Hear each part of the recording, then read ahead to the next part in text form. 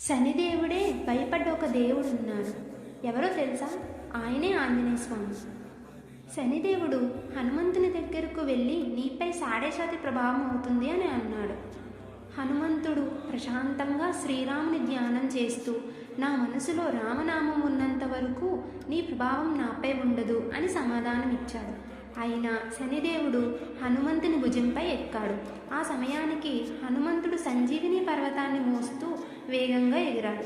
కొండలు, గాలులు, దూకుడు శనిదేవుడు తట్టుకోలేక గాయపడ్డాడు. దయచేసి నన్ను క్షమించు అని శనిదేవుడు వేడుకున్నాడు. హనుమంతుడు దయతో అతన్ని కిందకి దించాడు. అప్పుడు శనిదేవుడు మాట ఇచ్చాడు, నిన్ను భక్తితో ఆరాధించే వారిపై నా కఠిన దృష్టి తక్కువగా ఉంటుంది అని. నిజమైన భక్తి ఉంటే గ్రహ దోషాలు కూడా తగ్గుతాయి. జై హనుమాన్ అని కామెంట్ చేయండి. నా ఛానల్ని సబ్స్క్రైబ్ కూడా చేసుకోండి.